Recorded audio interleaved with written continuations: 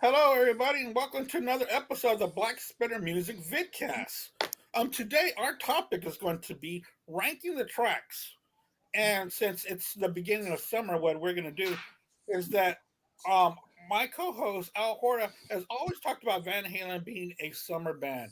So we went ahead and we're going to go ahead and rank the tracks of the classic album by Van Halen, 1984. A lot of interesting things about this album. It's the last album with their original lead singer, David Lee Roth, who will leave to have a solo career. And then Sammy Hagar will step in 1986. But we're talking about 1984 right now, which was a fantastic year for a lot of hard rock and heavy metal for that year.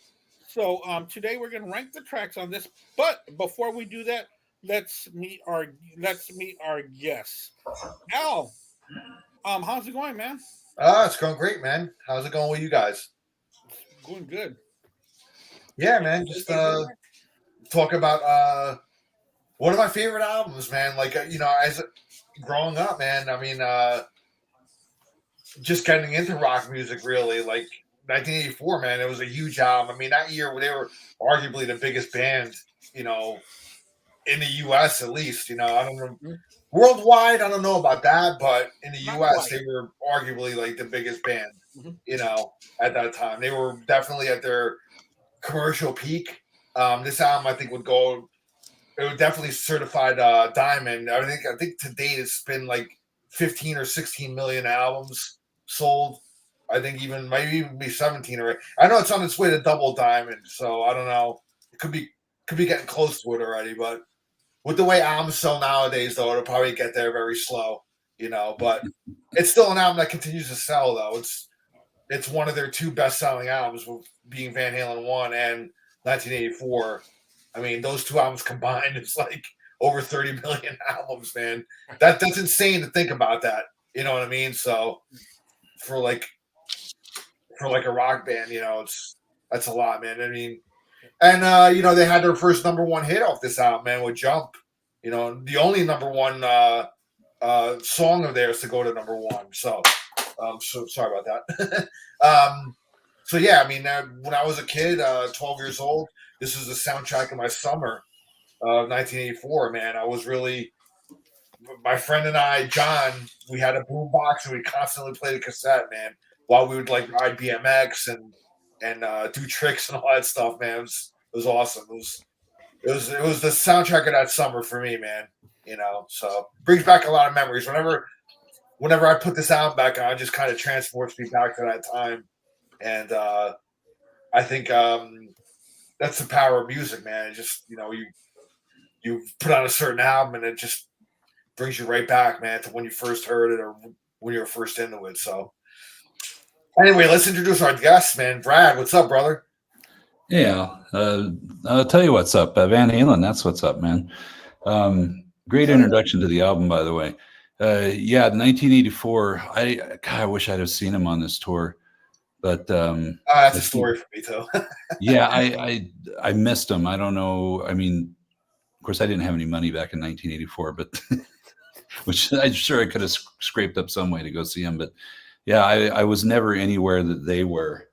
It was a very transitional year for me, so I missed it. Great album, though. I agree. I listened to it actually twice today, and you're so right. It takes you back. I mean, you kind of go, yeah, you feel all of a sudden you're there. All those memories of that year and where you were and stuff come flooding back, and the videos and yeah.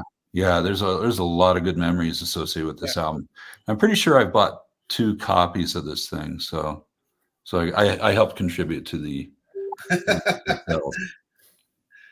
Shit, I had the cassette, CD, vinyl. It's crazy, man. That's awesome. Yeah, there it is right here.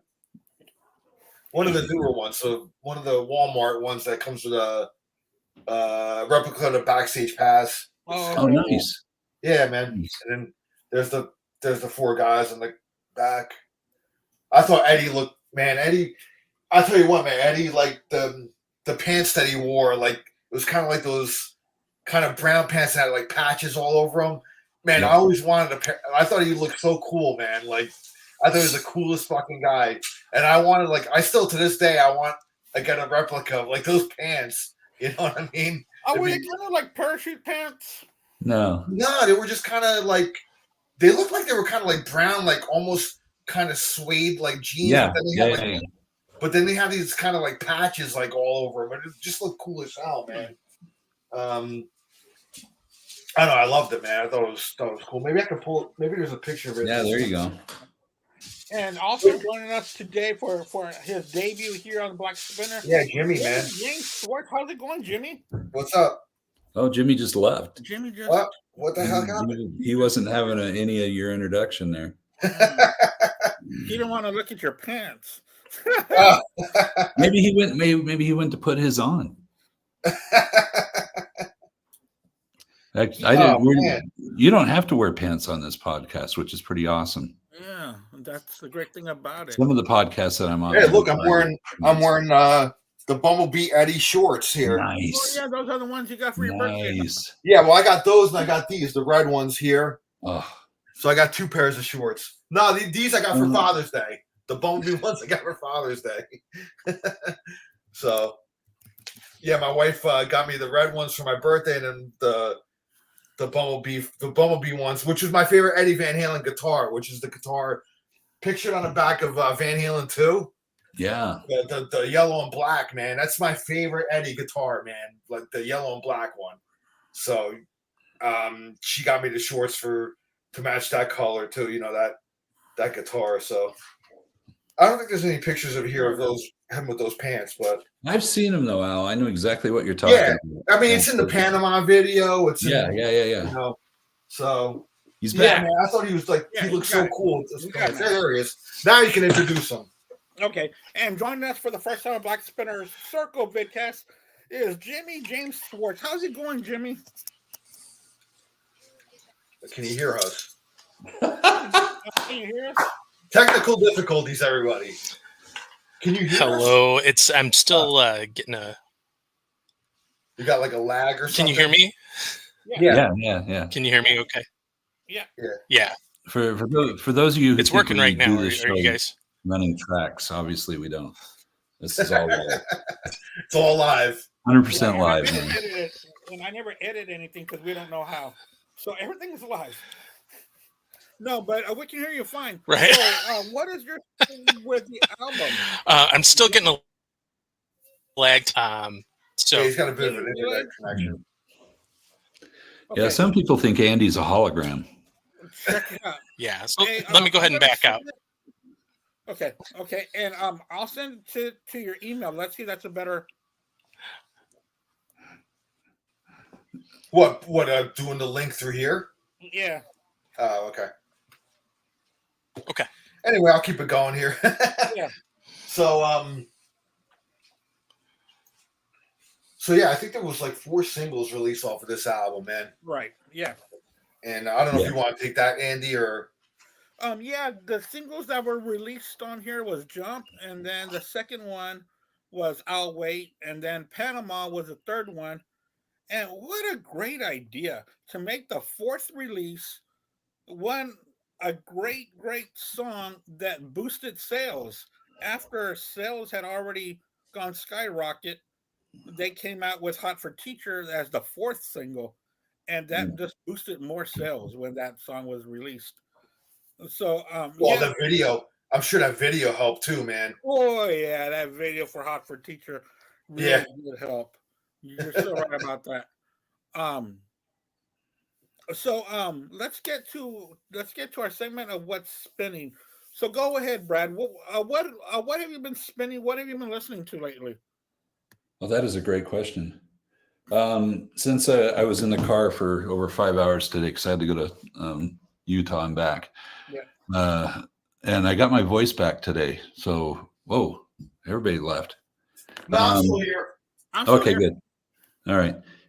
So anyway, besides listening to this album over and over, I also listened to the Cars, Candio, because I've been in bands that have played a lot of those songs and I sang them.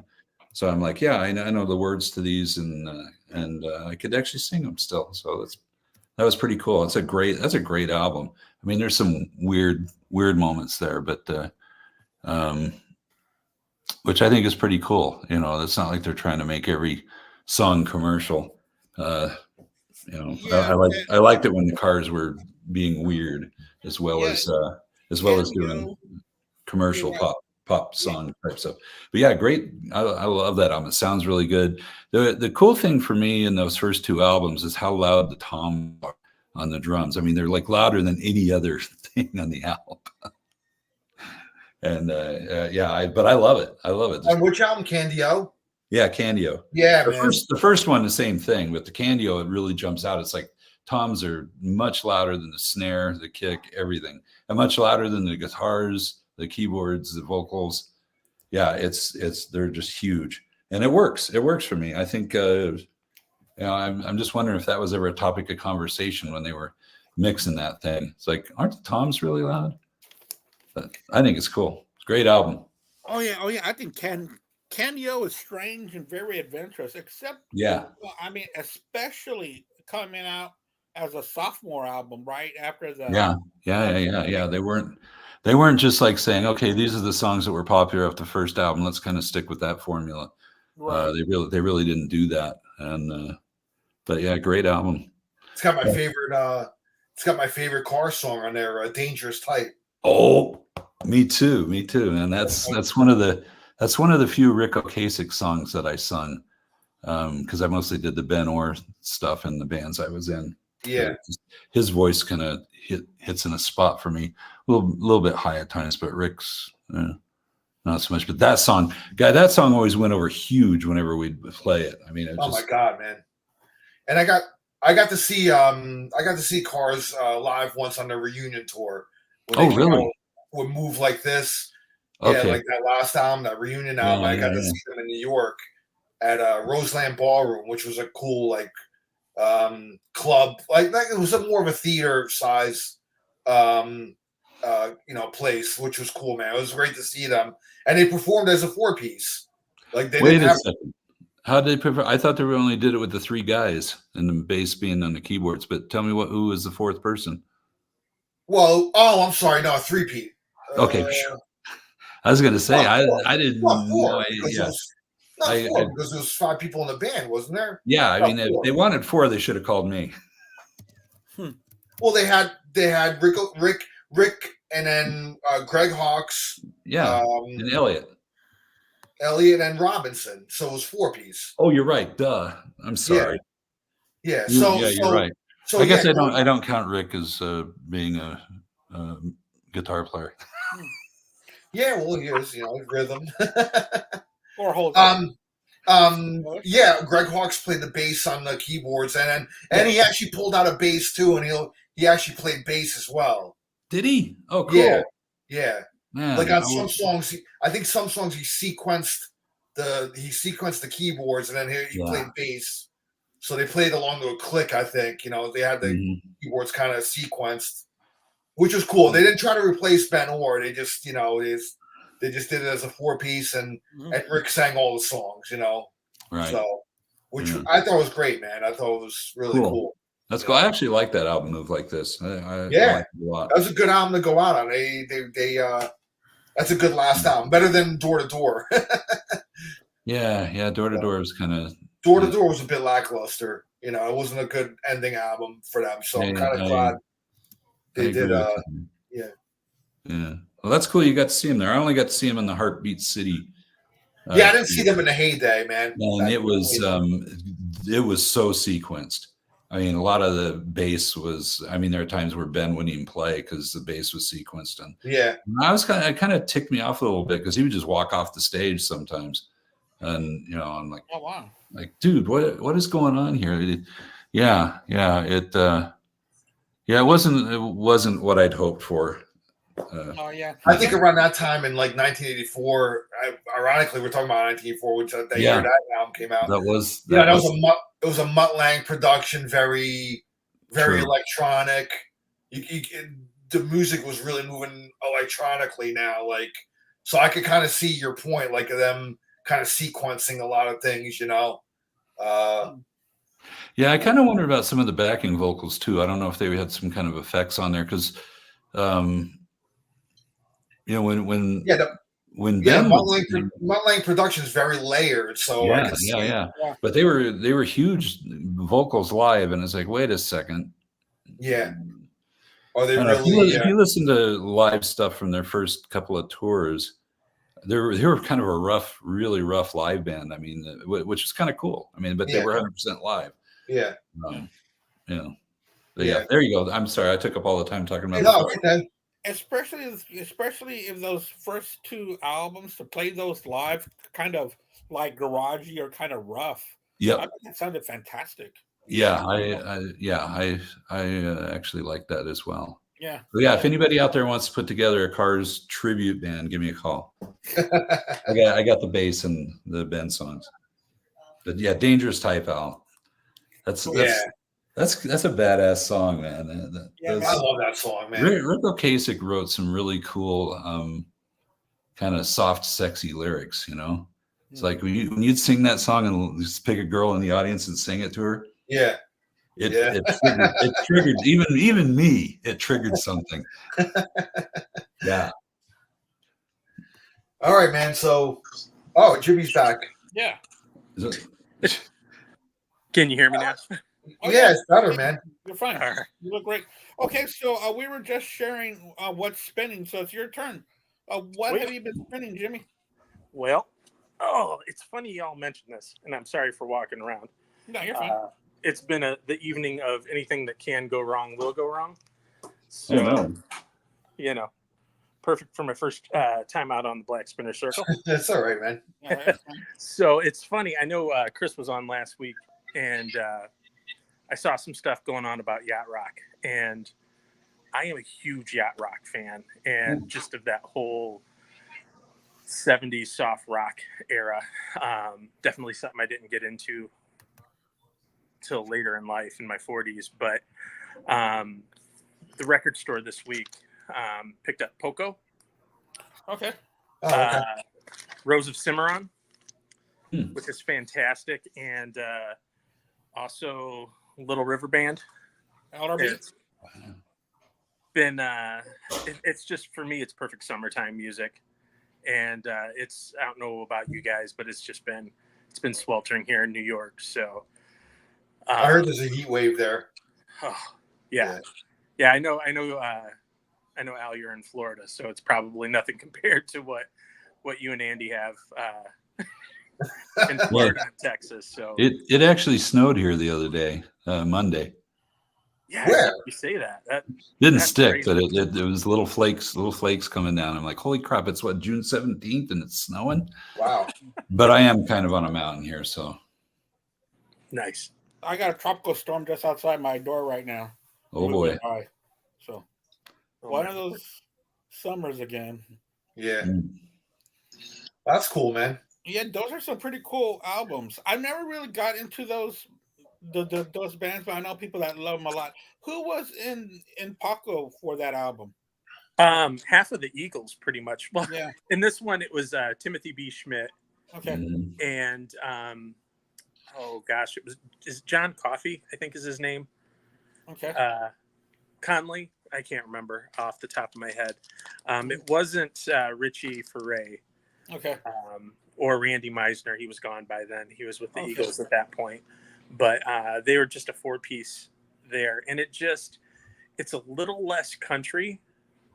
And it just great songwriting, great playing. And those guys, I mean, the harmonies, the musicianship are just so on point. Well, I've never given them a chance, but I probably will, because I've always heard so many good things about them. It's just a band I just keep on passing up, but I should give them a little listen to and see what's going on, because I love harmonies and I love that. Yeah, I mean, I think if you're into Eagles, man, you like them. Yeah. And I think didn't some of the members of the Eagles come out of the Flying Burrito Brothers as well? Wasn't that like? Did they? Huh? There was a couple members from the Byrds who were there. Oh, okay. But I know like they were part of that whole scene as well, like that Yeah. whole kind of country rock Like, Right. you know, I think Bernie Leadon went to go join the Flying Burrito Brothers. okay. That could Later be. on. All right, after the Eagles, then he joined them, I guess, right? Yeah. Okay. Yeah. He I did. know, like, they have, like, some sort of connection, like Poco, Eagles, Yeah. Flying Burrito Brothers. Like, they kind of came out of that California kind of scene, you know? Yeah. That's that California singer, songwriter, country rock. Yeah. Laid back style. Like, Linda Ronstadt came out of that whole thing, right? Yeah. And then, like the Laurel Canyon guys. yeah. Right. Jackson Brown, right? Yeah. Yeah, he was in that. Yeah. If you want to do a crazy deep dive, just look into the life of Graham Parson. You know, speaking of the That's Flying another Burrito one, Brothers. yeah. He was in the That's Flying just- Burrito Brothers, right? Yeah. Yeah. He was also the Birds. Sweetheart of the Rodeo. Sweetheart of the Rodeo. Yeah. Was Phenomenal where he album. introduced himself to the world. Yeah. I like the I turn on the Yacht Rock channel on Sirius a lot during the summer. I do too. I like Yacht Rock. Sunday mornings, man, if we're driving to the beach, man, that's like we throw that channel Oh. on and it gets you so in the mood, man. You know? It really So, yeah. But Yacht Rock is pretty much 80s radio back when we were growing up. It was soft rock. Yeah, It soft was- rock. yeah. The first person that pops in my mind when I think of Yacht Rock is Christopher Cross. That's like he's the first one sailing, and I mean that's like to me that's like, that's like the epitome of like Yacht Rock, man. You know, like so. Yeah, that one and I'll Never Be the Same. I like that song. Never Be the Same. Al, what have you been spinning, man? Well, you know what I saw when I went with Edwin Canistracci last week when we went to go see Cactus and what was it, Foghat and Pat Travers. Yeah. I started spinning, like it got me in a Blue Murder kind of Blue Murder mood, but I've been spinning the second album.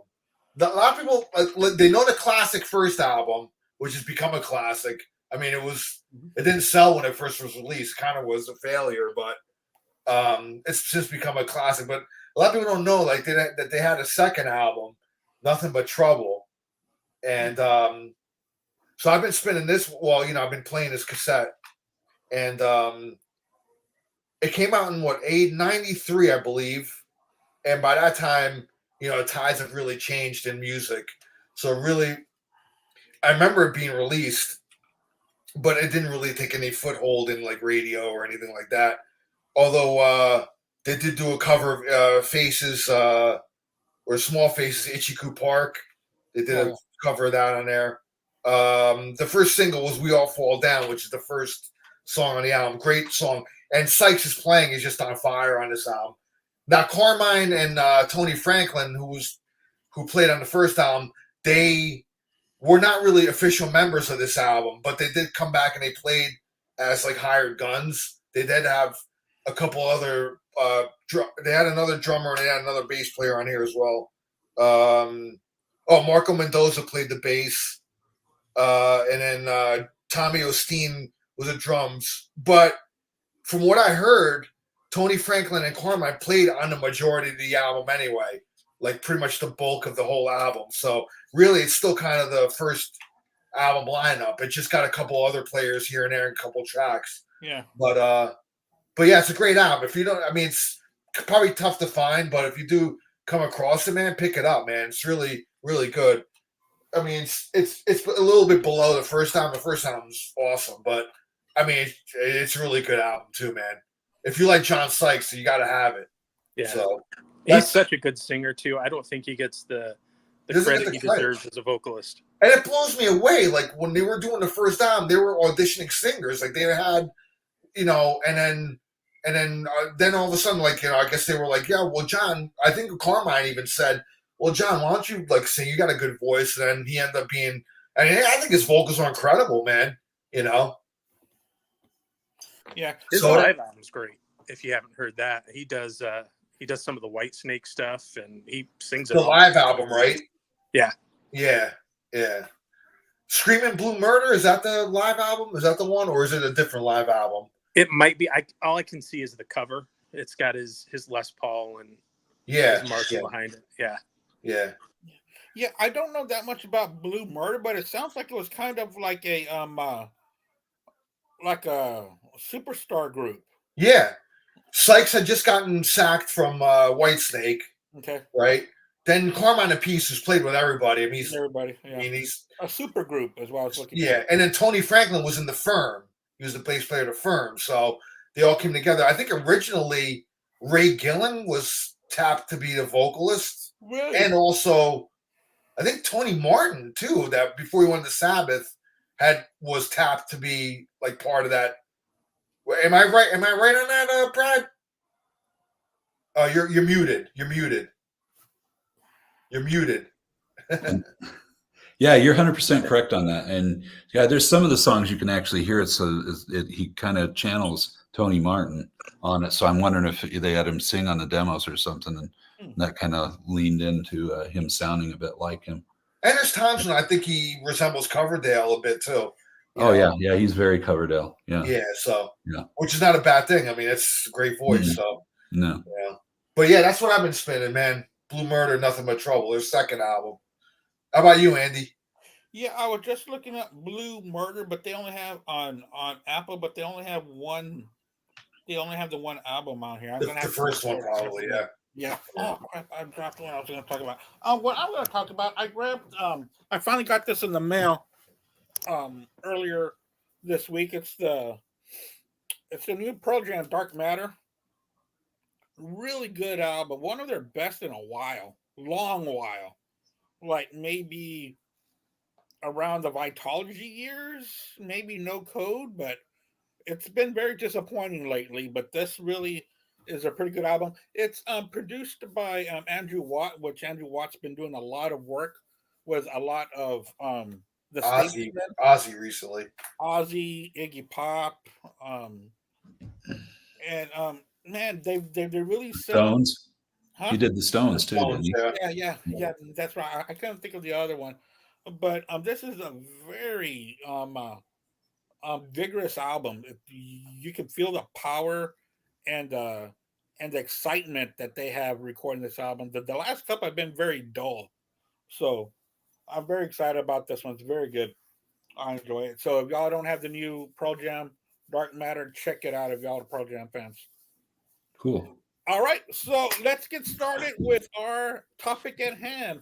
Ranking the tracks on Van Halen's 1984. We'll go Brad, Jimmy, Al, and myself. So what's at the bottom, Brad? What's your least favorite song on this album? This is really difficult, and I'm sure everybody's going to agree with me on this. Saying that there's not a song on here that I'm like, I'm definitely skipping that because I just don't like it. I like everything. I like everything on here. I think it's an incredibly solid album. The one thing, the production on this is fantastic. I mean, Ted Templeman does such a great job of every instrument having its space in the recording. And one thing that just pained me as I listened to this this week is it's like, you don't get albums that sound like this anymore. No. You know, with all this space, it's like nowadays most albums, everything's just shoved in there, and you know, it's just like a big wall of noise. This album just sounds great, really good sounding. Okay, so I had to throw House of Pain under the bus on this for my number 8. Ooh. And simply because I think as a song, it kind of just sounds like a bunch of riffs thrown together, which I think it kind of was. I mean, it's something like they demoed at one point, you know, in time and before they were signed. And yeah, it just, I mean, it just didn't work for me, dog. But it was great. I enjoy it. I enjoy the song, but I mean, I had to put it something last. Somewhere. Yeah. I had to put something last, and it was and it was not it. Gonna be number 1, so it's got to be somewhere. Yeah, it just didn't. It didn't hold up to the greatness of the other writing. Right. Exactly. I see what you talk about that. The weakest link in this very strong chain. Jimmy, what are you going to start off with, man? All right. Well, it's interesting as I was listening to the album this week. There was one song that I've just never ever connected with, and it finally kind of clicked this week. it's still coming in last. And it's interesting because you can see a definite pattern with the way my list is. My bottom three all kind of have a similar. Hey, connection. Jimmy. I bet I know where this is going. Hey, Jimmy. Before you reveal the song, like, how old were you when this album came out? And then, like, what's this like? Tell us a little bit about your Van Halen kind of background, because you kind of when we introduced you, kind of went out, and then you know. Yeah. Thanks, Al. I appreciate that.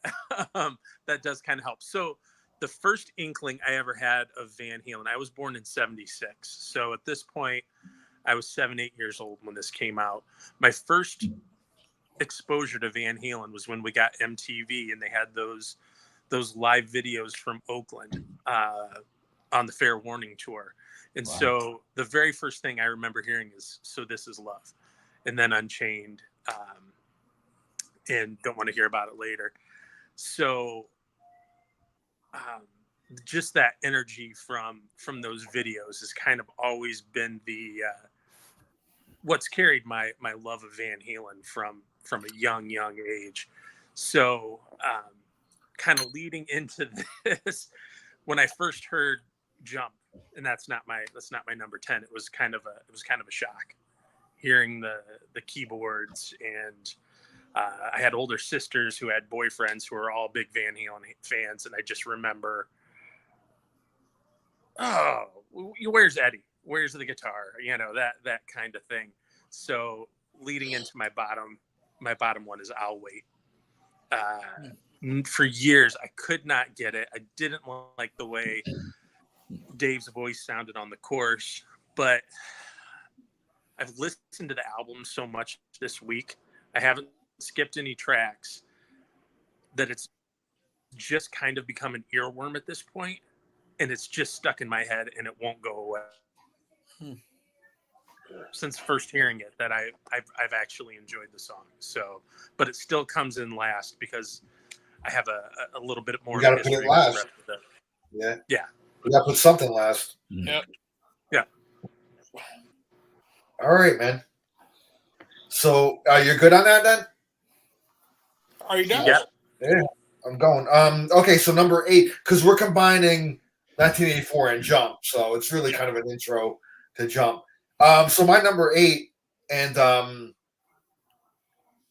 it's not. And again, I'm with Brad. I mean, I love the whole album. To me, there's not a bad track on here. There's a couple of tracks that have a burnout factor, obviously, and this number 8 track is probably going to be the one, and everybody's going to be like, oh, but that's the hit, but it's going to be 1984/Jump. It's going to be my number 8. To me, like, that's my least favorite song on the album. I still love the song, and, I mean, if you were to ask me in 1984, Jump was probably the one that kind of like, it was the big hit, and it was like, I mean, I was a Van Halen fan even before that because my older brother had the older albums. He had the older cassettes. So really, he had, I mean, when Van Halen came into my consciousness was around like the Fair Warning era when I was like 9, 10 years old. So, and I remember hearing the Fair Warning cassette, the first, I was playing the first 4 or 5 albums. So, so, I mean, I was a Van Halen fan already. When 1984 came out and I heard Jump as the single, as a 12-year-old kid, I was like, wow, like the whole keyboard thing is very dominant, but, I still, Eddie's solo came in, the iconic solo and everything. And I was like, yeah, man, so, but I mean, if you would ask my 12-year-old self, Jump would have probably been higher up on the list, back then. But a little bit of a burnout factor. I mean, you always hear it on the radio and you hear it all the time. But when I threw the album on, which I hadn't done in a while, hearing the 1984 intro and then going into Jump kind of renewed my whole. When you listen to an album, the whole thing, it's like you get a different perspective. Then when you're driving and you hear it on the radio, the one song comes on or whatever without the intro and all that, But anyway, but I'm still gonna put it at number 8. I do love Jump, but if I'm gonna put it somewhere, I'm gonna put it at the bottom. It's my least favorite one on here, but I still love it. So that's the way it is. So, They're only #1 single, man. Yeah, And, it's iconic though, but you hear it all the time, man. Like you Yeah. said, something's got to come in last, right? Yeah, it's got for me that's the one. Probably the burnout factor probably has a bit to do with it. So you know what's funny, man? I was gonna have my daughter come on with me today because I sent her the link to the album on YouTube. I was like, listen to this album. And before, and it warmed my heart up so much. Like I wasn't even in the room with her and everything, and I heard the album playing, in her room, and I'm like, yes, she's listening to it, and and she says her favorite tracks right now are Jump and Panama, the first 2 songs on there. Yeah. So that's cool. She actually listened to me and listened to the album.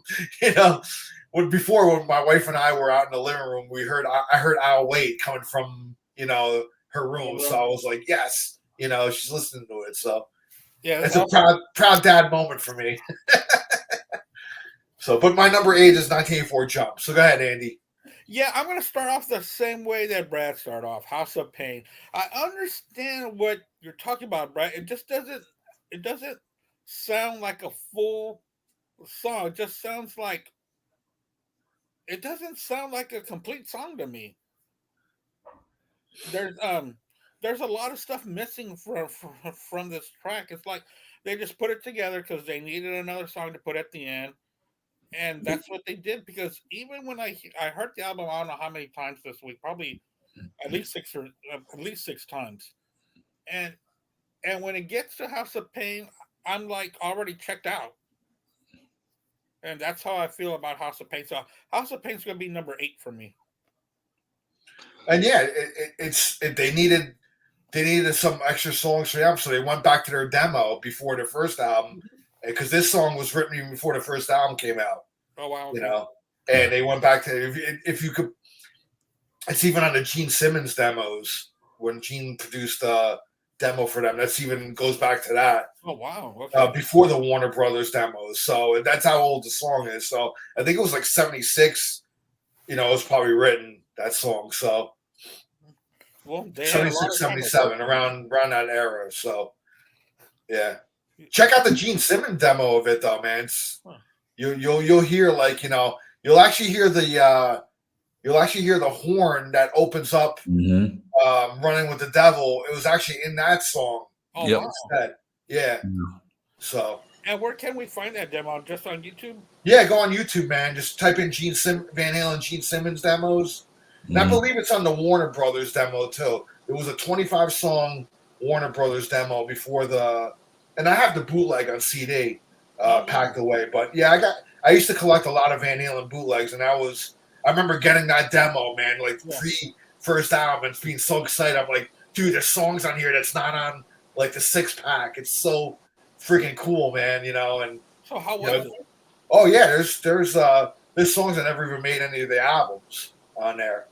Oh, wow. And the last album that they did, Different Kind of Truth, they kind of went back and mined those demos as well and kind of made songs out of them. So yeah, check it out, man. Whenever you get a chance, pull it up. It's on YouTube. Yeah. That's something I really want to check out. Yeah. All right, the next track, number 7, Brad. What are you going with? And interestingly enough, number 7 is number 7 for me. Again, it's Girl Gone Bad. Good song, really good song, but it just, to me, it didn't measure up songwriting wise. And yeah, it made me think, this is pre-CD. So, because, normally, back in the day, you'd make, your last song a really strong one on an album, and I kind of feel like they put these songs last just because it was like I don't think they measure up to the big 2 which start out the album. So yeah, good song though. Number 7 for me, man. All right, Jimmy, what do you got for your next track? Nice. Well, going along my my keyboard theme, I'm gonna go with 1984 and Jump. And kill the keyboard player. I've grown to love keyboards a lot more. I've gotten more into progressive stuff. So, Keith Emerson and all that stuff I adore. But Jimmy, do you play an instrument? Yeah, I've played and taught guitar for about 30 years. So there you go. Okay, I get where you're coming from now. Yeah. Okay. And my first concert was Van Halen. So it was the Hagar era. Sure. But which tour? OU812. So was it the Monsters of Rock? No, they came to University of Notre Dame, which was like 10 minutes from my house. And I was in 7th grade. And it's just one of those experiences being a 11, 12-year-old kid and watching Eddie Van Halen in a little 7,000 seat arena play Eruption. It leaves a mark on you for sure. Do you remember what they opened with? They opened with AFI Naturally Wired. Oh wow! Okay. Yeah, it was a strong opener. Yeah. And they played Running with the Devil in Panama and Running with the Devil with Sammy. Wow. Yeah. They played Running with. I saw that tour with the Monster Rock when they were doing the Monster Rock summer tour, because they did after that the summer Monster Rock tour. They did come back and do a proper OU812 kind of. They did a tour after that, like on their own. I remember they played Running with the Devil, man, which was cool. It was kind of It was right out of Mike's bass solo. Mike did his bass solo, and then it transitioned into those quarter notes. The opening, getting into. I remember he broke the bass over his head. Yes. He had a bass that kind of it was rigged. It was like, how a shotgun you can open up like a shotgun. Yeah. He had a special bass. I mean, it looked like he broke it up, but it was just it was a prop bass, like where it looks like you'll break it over his head, but I thought he broke it over his head, bro, and the sound that it made when it did it was like with the effects on everything, was just friggin' amazing. It was great. Like, how many bass guitars is this guy gonna break this summer? Yeah. It was crazy, man. Sorry, Jim. I didn't mean to. No, that's good. It's reliving a lot of great old memories, and that's one of the things I love about watching every week. So, it's one that I've grown to love, and I just want to recognize what a great drummer Alex Van Halen is. If you listen, there's actually a video that Mike Portnoy did not too long ago where he talked about the section of, if you see me standing here, I got my back against a record machine, the drum part that he's doing, he is not playing anything remotely close to a straight beat. And even Portnoy, who, as great as he is kind of like, I don't know if I can replicate this perfectly.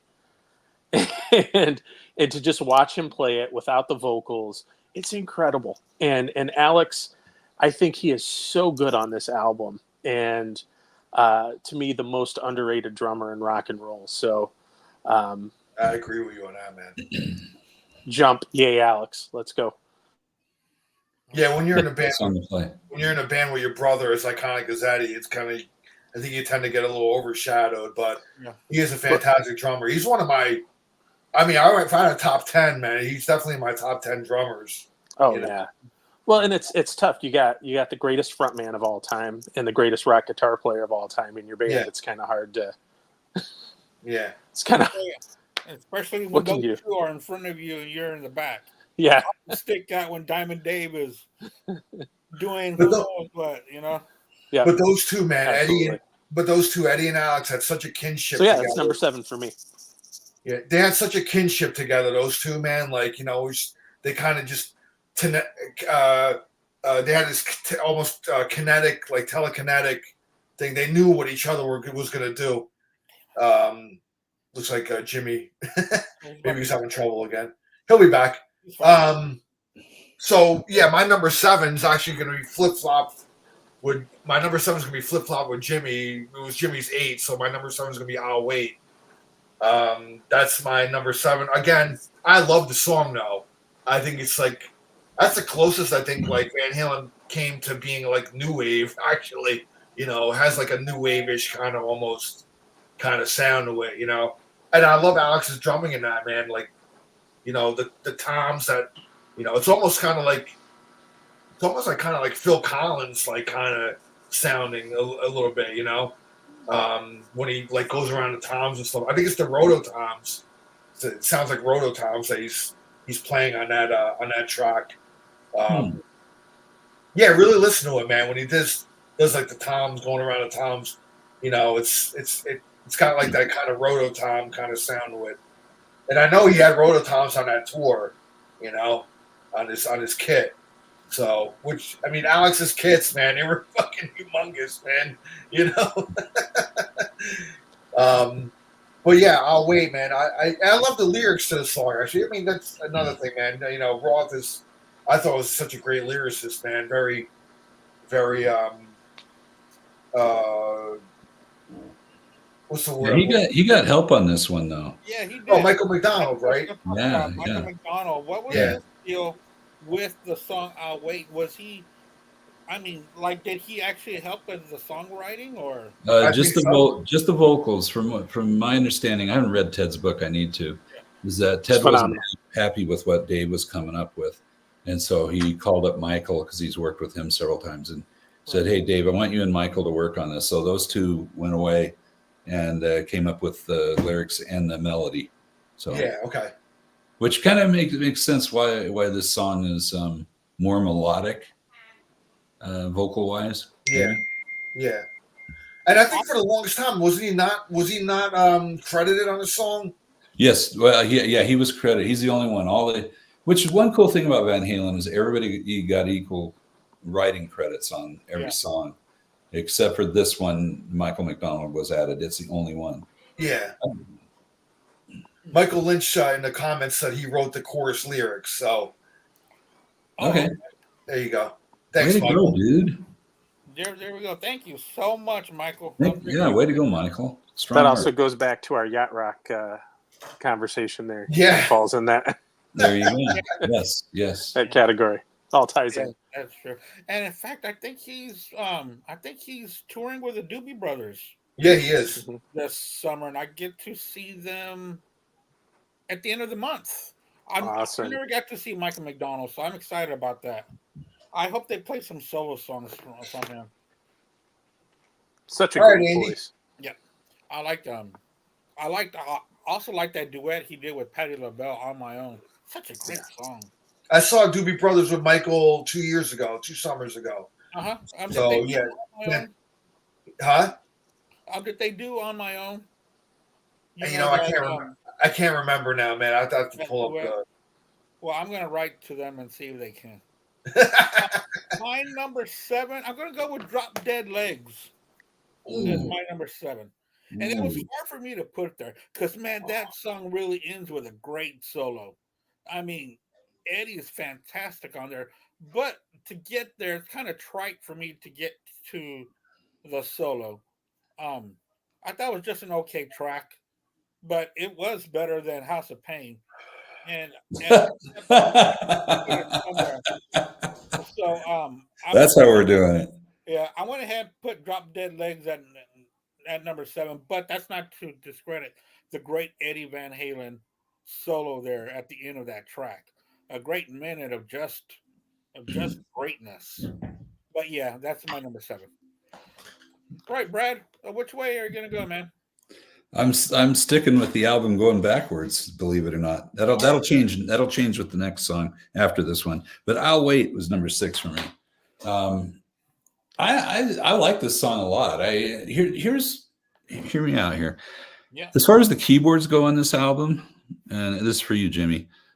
I'm not a keyboard. Well, I guess I actually did keyboards at one point, but the keyboards were really done well on this album. A real problem with keyboards is it's easy to just keep putting more and more and more and layering things and doing all this kind of stuff. And MIDI was just coming in strong in '84, but Eddie just played it like pretty much like a guitar. He just played it like a solo instrument, and yeah, I thought the sounds he got on that Oberheim were really cool, really cool classic sounds. I don't know whether they're sounds he, patches he created himself, which I'd like to think so because I know what a tinkerer he is. Which would make it even cooler, as if he didn't just say, "Oh well, this keyboard comes with this patch, and that's what I'm going to use." Yeah. But I think the keyboards are great on this, and of course he plays a guitar solo, and the guitar solo on this is great. So I have zero problems with the keyboards on this album. That's me, because they're done really well and they sound great, and they don't sound dated on here either. No, that's what I mean. It doesn't. You don't listen to this and go, "Oh, that's the '80s." This is not full of any '80s sounds at all. The drums are not '80s sounding. The guitars, nothing. Yeah. So the album sounds fresh. It really does still sound fresh. Yeah, it sounds great. So Ted Templeman, well done. One thing that's weird for this song for me is that Alex uses virtually the exact same fill going into each verse, which I think is weird. I mean, if I was sitting in the studio, it's like, hey, do something a little different on this one. Don't do the exact same thing. But I guess maybe it's kind of the lick. Like we were doing Jamie's Crying here or something. He's hoping to get sampled and make him some money in a rap song. Maybe it did. But, probably did. Yeah. So anyway, I just thought that was odd because, I mean, my time in the studio, we're always trying to make every verse different than the other one. It's like we didn't want to do the exact same thing. Yeah. And especially Phil's. It's like, no, you already did that Phil in this song. We're not going to let you do that again. But yeah, it's just the same. I mean, they could have sampled it and just pasted it right in. But I know he's really playing here. So, but great. I really like the song a lot. I can't say anything negative about it other than what I just said. Okay, number 6. Go ahead, Jimmy. Nice. Jimmy. Okay, so I'm going to jump on the House of Pain bandwagon here. I hear what you guys are saying about it sounding just like a bunch of tracks that were spliced together. But I love that. I love the changes. I love the ups and downs, the twists and turns of it. And again, I think Alex is his playing is top notch on that song. And for me, that's the real highlight of the song. But I did want to point out, if you haven't read Templeman's book, it is phenomenal. I need to read it. I haven't read it yet. There's a great chapter all about this period of time. And, he talks about Eddie building 5150, and his concern was,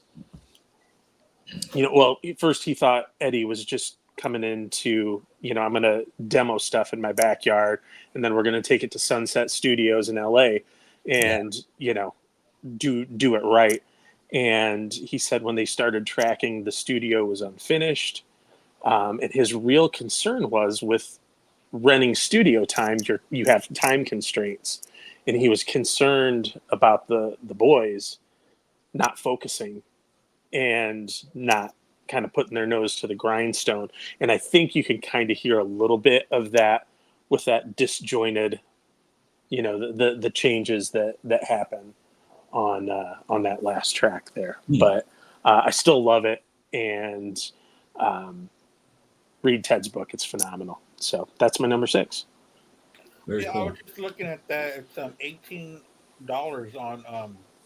on Amazon. I might have to get that because I love to read, about music and stuff that I've been listening to, and then to go back to really learn about the background of everything and what better to get it from the producers or the musicians themselves. Yeah, and there's a ton of stuff about the Doobie Brothers and Little Feat, and there's just a lot of great stuff in that book. So, and obviously Van Halen, because that's really a lot of him working with Dave one-on-one at the beginning of their tenure, and him really pulling the best out of David Lee Roth. So, did he also work with Montrose as well? Yeah, his first album, man. Yeah, right. Yeah. I think that's how he got associated with Van Halen to start with, because Eddie was such a fan of that first album, Montrose album. So. Goodness. Yeah. All right. So we're all going to get this book and read it. Yeah, I'm in. yeah, and then maybe we can start a book club about everything. And There you go. Yes. Ooh, that's an idea. Instead of something what's spinning, it's what's reading. What's Right. let's turn. Let's flip the page. Yeah. How about And that? Michael Lynch does point out that that Ted talks about at this point Eddie and Don Landy kind of pushing him out, and he kind of, that's where there's a little bit of a rift between Ted and the band, but yeah. So that's a great point, Michael. Yeah, he ends up going with Dave, and Dave leaves. Dave pretty much, when Dave left, pretty much took almost the whole Van Halen entourage with him, man. Yeah. Oh, wow. And then that's man. Like a lot of them, a lot of the I think the tour members, like the stage hands and things like that. I think a lot of them went with Dave, and Dave took Ted Templeman with him too. I mean, to me, Ted Templeman was such a to me, he's like the fifth Van Halen member. Like those first 6 albums. When he leaves and 5150 comes in, there's such a drastic change in sound. They were never the same after that. They were never the same. It doesn't even compare sound wise to this album. Yeah. I mean, the Simmons drums, and I mean, it's like, now that album, 5150, which I like that album. It sounds dated, man. It's very much a product of its time.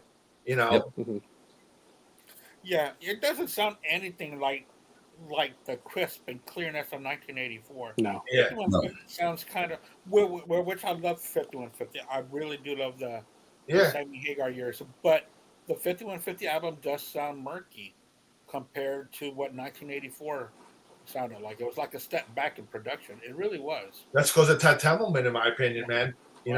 Ted not being there. I mean, listen to Dave's "Eat 'Em and Smile," and it's a lot closer to the Van Halen sound. Yeah. Than 5150 is. So. Yeah, but I was hearing. I did hear "Eat 'Em and Smile" yesterday and today because I've got an idea coming up for a vinyl battle. In the next couple of weeks. So I understand exactly what you're saying about the sound because even "Eat 'Em and Smile" and 5150 sound totally different production wise. Yeah. Oh yeah. So I mean, there's nothing wrong with them being different. It's just not as good. You don't want it to sound just like this album. Yeah. That's true. Yeah. Hey, anybody got an answer for Lance down there? Oh no. I got nothing. I don't know if there's a track without the keyboards on it, man, like a demo. I haven't really seeked out. It's been quite a while since I've really seeked out any sort of like Van Halen, if any. I mean, there was a whole wave of like demos actually that kind of leaked out like last year onto YouTube. There was a bunch of like new stuff that kind of leaked out. I would say go on YouTube and try to scour there, man. Maybe you could try to find something on there. I haven't really been up on like Van Halen demos of late, so I don't know. I don't remember there being a jump without the keyboards, though, a demo of that. If there was a jump without keyboards, Jimmy would have it. Yeah, there you go. Yeah. True story. I think it'd be actually cool for a band to cover it and do it without keyboards. That'd be interesting. There's really make a cool version of it without keyboards. Hey, Lance, I'll have to check it out. I haven't checked it out yet, so after this, good question, Lance. I'll check out the video you sent me. There's a version of Foo Fighters doing it to the tune of "Imagine" by John Lennon. So look that up. Wow, it's pretty funny. It's funny. Yeah, I really haven't scoured YouTube for like different stuff like that. I've never even tried, but I've heard so many weird things about that, so I'm going to double check on that. Where are we? Number 6. You're number 6. I think it's Al. So my number 6 is going to be, and now it's like starts like getting a bit tough. I love this song, man. Top Jimmy, man, is my number 6. Ooh. Yeah, I know, man. It'll probably shock some people, but yeah, Top Jimmy, James Swords. It's kind of cool, man. This track is actually like based on there was actually a artist, Top Jimmy and the Rhythm Pigs, that played around in the California area. Yeah. And this song is autobiography. You know, like it's really like a true story. Like he was playing one night and the roof fucking came down. They just kept going, and it's really like a true story. So you know, Dave wrote about it. And they were like big on the. I think Top Jimmy and the Rhythm Pigs were pretty big on the Sunsets scene back in the day in the early '80s, late '70s, or whatever. So it's actually like a real band, Top Jimmy and the Rhythm Pigs. So. And how crazy must have Jimmy been if David Lee Roth took note and had to write a song about him? I know, man. A lot of people, yeah. I think Eddie's guitar. I think it's so cool, man, because it's not like an overly like distorted song. It's just Eddie playing like pretty clean, but the lines he's playing, man, I love it, man. It's got a cool rhythm to it, and it's a great track. But I mean, I'm putting it at number 6 because I got to put it somewhere. But I mean, it's so friggin' solid, like this album. So I love the track though. Top Jimmy is my number 6 though. So go ahead, Andy. Yeah, I'm going to agree with my co-host Al. I'm going to go with Top Jimmy as my number 6. And the main part, the great part about this track is David Lee Roth singing. Yeah. Man, his singing on that track is fantastic. Yeah. Just spinning lyrics after lyrics. It's like he doesn't even stop to get a breath. Yeah. Boom, boom, boom, boom, boom, boom, boom. And I love that about him. I love the way that he would do that kind of jive kind of singing. Yeah. You know, that street tough kind of guy, you know, and I really missed that on the later tracks. I mean on the later albums by Dave. Oh, okay. Was his vocal delivery. It was just so perfect and so much from the LA streets, you know, you know what I mean? But I am going to go with Top Jimmy as my number 6, even though I absolutely love that song. All right, number 5. Go for it, Brad. Okay, number 5. I went with 1984 Jump. Yeah, I kind of wanted to make this my number 8, just because of the burnout factor, and I thought, you know, it's really not fair to do that to the song. So I had to kind of try to pretend that I haven't heard this song a million times. It's hard to deny the greatness of this song, that it still lives so strong today. I mean, you still hear it all over the place, and it's not that it ever comes on and you go, oh geez.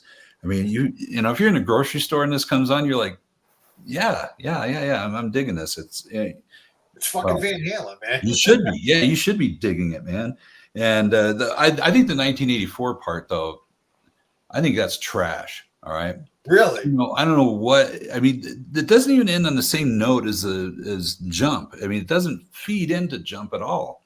It's like, what was the purpose of this? It just sounds like he's meandering on the keyboard, just playing who gives a what. I mean, you're gonna have an intro to a song, intro it to the song, make it like, you know, where it goes into it, and you know, where when you hear the song, you want to hear the intro too.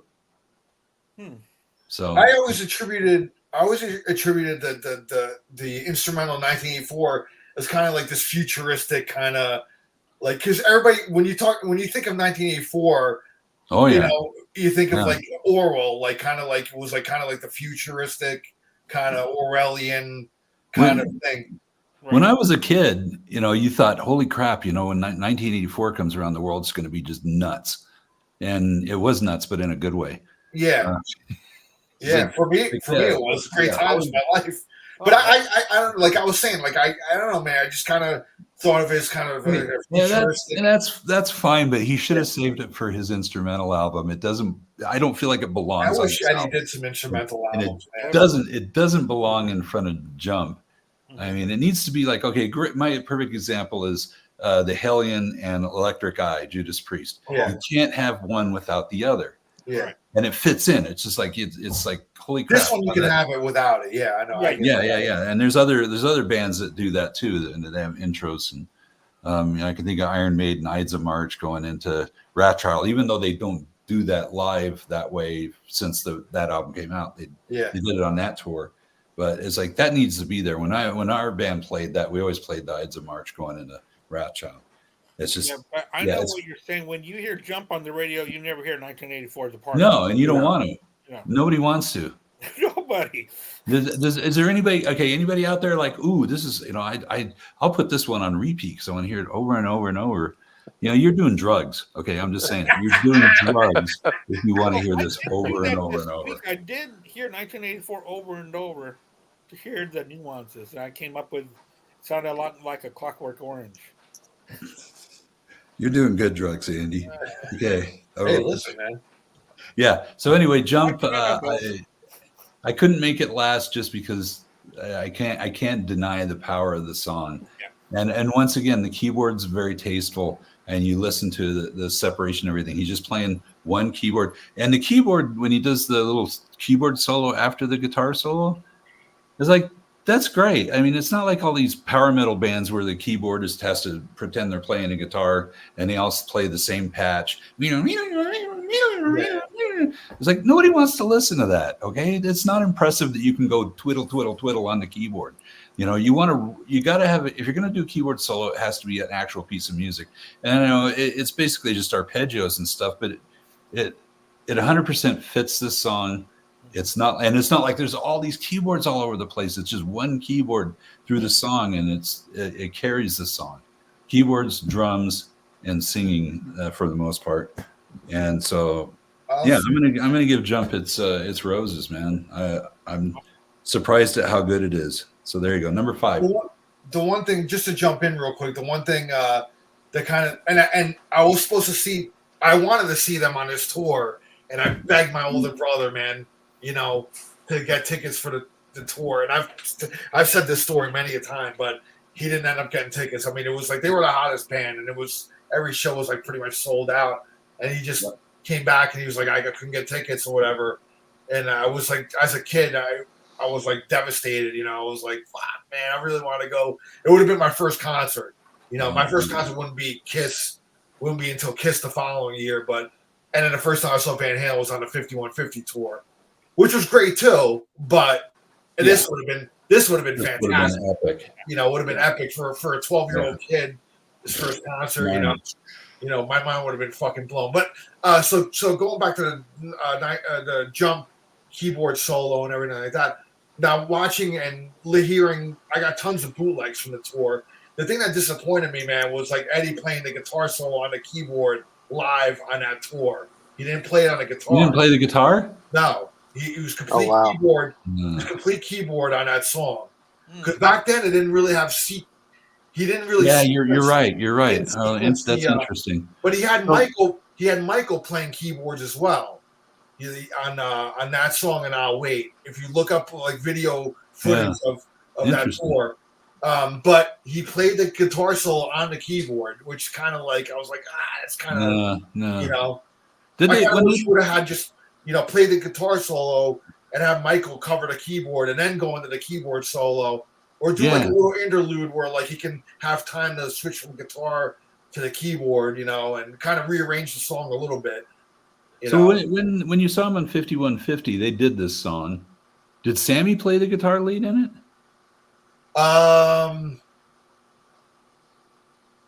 No, it was Eddie. Okay. All right. So I wonder how they covered that. Okay, I'm going to go back and watch live versions of this, and we'll suss that out on another show. What's weird about Jump on the 5150 tour though? It's like I don't think they played that like every show. And when they did play it, I think Sammy like would bring up a guest or like get somebody out of the audience because I guess he was just so dead set of like singing that song.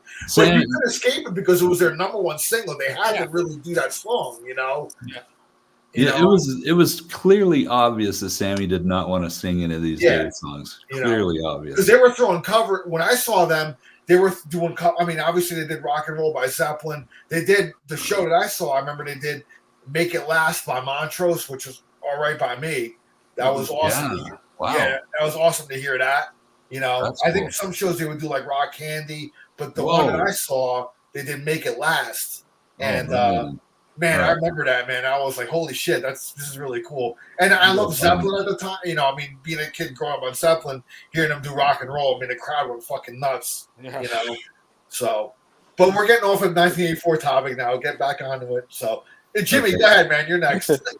Number Nice. 5. This is going to take all night, man. Yeah, Okay. But I did want to say I've seen Wolfgang a couple of times, and he just moves from guitar to keyboards on the same track very seamlessly. You know, he will have his guitar around him and be playing the keyboard. Yeah, I don't know what Eddie's mindset was at that time, like why he did that or whatever. But you know, later on, I mean, he was just sequence the keyboards and just play guitar all night in later tours. So I guess as sequencing technology got better, that's when Yeah, you don't even really during the lead in that the keyboards aren't really doing much. So I mean, you don't need the keyboards there. Yeah, I know. It would have been real easy for him to just have the guitar. Anyway, all right. Yeah, I know. Yeah, but you know how headstrong he was about keyboards, especially at that time. Yeah. So yeah. All right, Jimmy. What's your number 5? Number Yeah. 5. Yeah. Number 5. I'm going with Drop Dead Legs.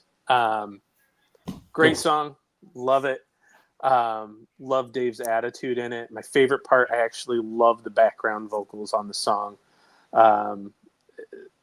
Again, ear candy with that portion, and Michael Anthony is just so great with the background stuff. He and Eddie sounded great together, whether they were singing in unison or harmony. It was always great. But no, love that song.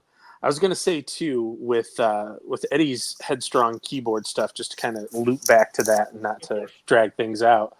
But I almost wonder, if Eddie was trying to get more recognition as a songwriter versus a guitar hero. I know that was a Clapton thing. Clapton kind of wanted to shed that whole guitar hero mantra and wanted to be known as a songwriter. And Eddie was never going to shed that, nor should he have. But you just kind of wonder, is that what he was going for on this album, where he wanted to be have that big pop hit where I don't know. I mean, it's all kind of speculation at this point, but just something I've thought about during the course of the week. But Drop Dead Legs, number 5. Al. All right, man. My number 5, I'm going with Girl Gone Bad. Hey, man, it's a song about a hooker, basically. That's up Dave's alley there. I mean, his lyrically, it's Dave being Dave, man. I remember watching the US Festival, and this is before, obviously, 1984 was out, and I remember them playing Girl Gone Bad instrumentally on there. So they were definitely like working on that, at that point. It's probably a work in progress. They were just jamming on it on stage, though, like the kind of the riffs from it and shit like that. So I remember I was like, wow, yeah, it's Girl Gone Bad, man. Like I guess they're in the midst of like kind of having ideas of the song, and so they're kind of jamming on it, which I thought Van Halen back in the day, man, was awesome. They would jam on stage, dude, like kind of improvise and shit. Something that's lost in today's live music world. There's not many bands that that have that mindset, unless you go to actually see a jam band. But everything is so like synced up with lights and shit now. Everything's to such a click that it's just you don't hear bands being spontaneous on stage anymore. Everything's so kind of rigid. And I thought Van Halen back in the day, they were loose, man, where they're probably drunk as hell too. So that led to like jam sessions on stage and shit like that. But and the legend is on the US Festival they were fucked up, man. They bit off a bit much more than they could chew, but because that performance is pretty loose, as loose as it could get, you know what I mean? So, but it's still classic Van Halen. It's still awesome, so. But my number 5, Girl Gone Bad. Go ahead, brother. Yeah, my number 5. I guess y'all already mentioned the song already, so I guess I like it the most. My number 5 is going to be "I'll Wait." Okay. I think I was going back and forth on this song because number 5 was the highest I put it because it was at 7, it was at 8 for a little bit, but this morning I put it at number 5. I just like the way that this song is sung by David Lee Roth. That's completely different. It is kind of a pop rock song, but I love it. I think it's great. I've always liked that song. I've got the 45 to it as well. Oh, To cool. that track.